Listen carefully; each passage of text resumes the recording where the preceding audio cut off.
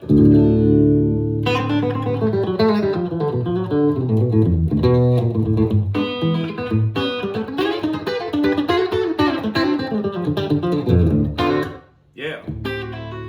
Well, Licks and Tricks number 2. Well, I had a gentleman, Mike something, on there. I forget exactly what his YouTube moniker is, name, but he asked me to maybe talk about some of those transitions. So I'm going to do that. I'm going to have the camera turned, or me turned towards the camera, so you can see the handwork a little bit more for this navigating through the reeds, moving through the reed.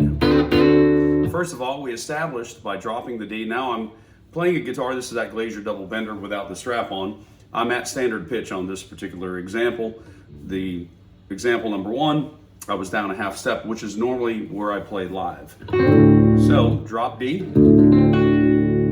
getting this shape right here. That's the 5th fret, G string, index finger, and then the pinky on the B string, 7th fret, gives you a 7, D7. And if you can do some susses. And then we also did our bass note on the 7th fret E string, or drop D string.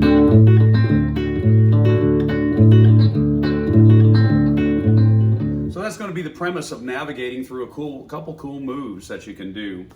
I don't think about these, so I'm thinking about them now for the first time to explain to somebody, hey, how would you move through this? I don't hardly ever talk about it. I just sit by myself and think about this stuff and try to come up with cool ways to do something. So bear with me as we do this together. I'll do the best that I can to explain it. First of all, I have a lot of time playing in drop D. I love drop D, and my favorite way to play is actually by dropping the little E string down to a D. I call that Dan in 3 Ds. I have a few examples of that on the channel.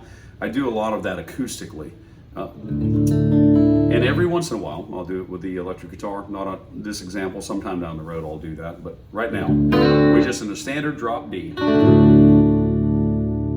So getting into that Jerry Reed 7 feeling and that bass line alternating deal that's got that bump to it. It goes.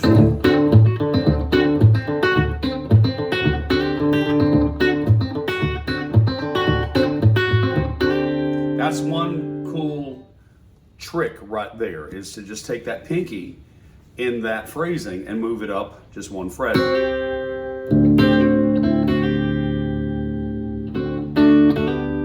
Which would be a sus. So this would be a sus 7, I guess. If you're into technical talk, which I'm not, but it goes like this.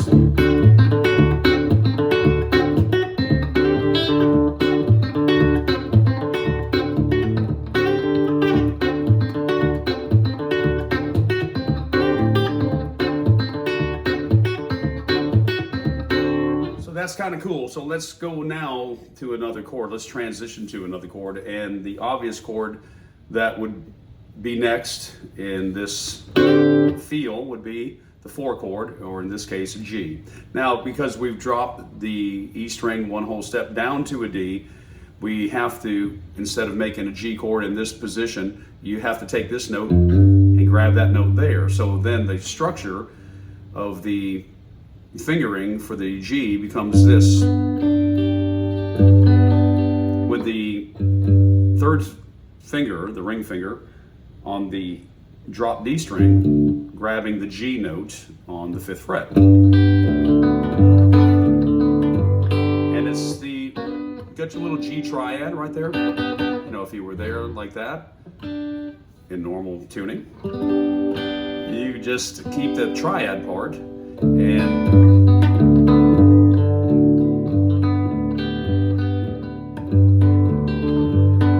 then back to our 1-7 to a sus. Then we'll go to the 5 chord, which is a 5-7, flatted 7. And listen, there's different variations all throughout this.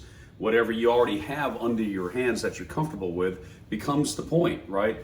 This is very difficult to say this is how you play it, because Jerry Reed picking is not a format. You know, it's a style that's implemented through really groove and feel. So we have our moves, our little tricks right here. These are navigational. That's how we're going to move in the reed, right?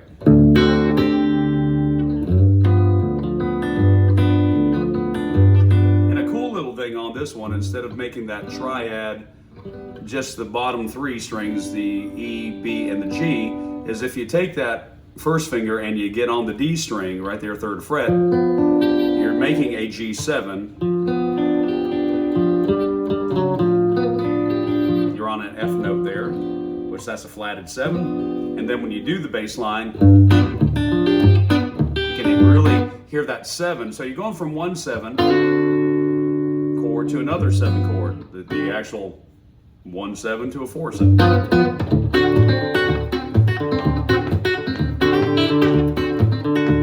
You can walk it up.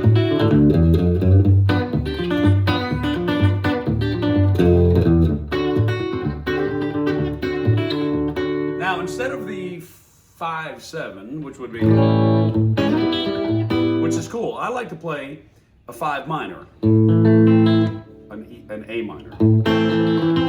Then back to the 4 with the 7 dominant there, and then back down to the 1. So that whole transition sounds like this.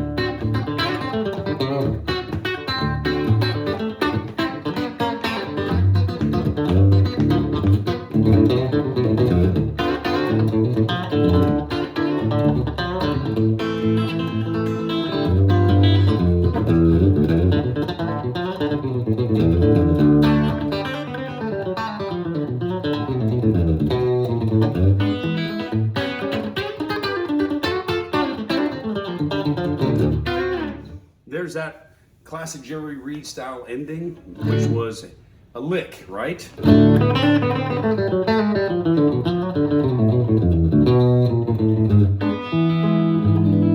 That's a cool chord. That's a 2/7. That's an E7. Made possible by the drop D in this position. Then an A7.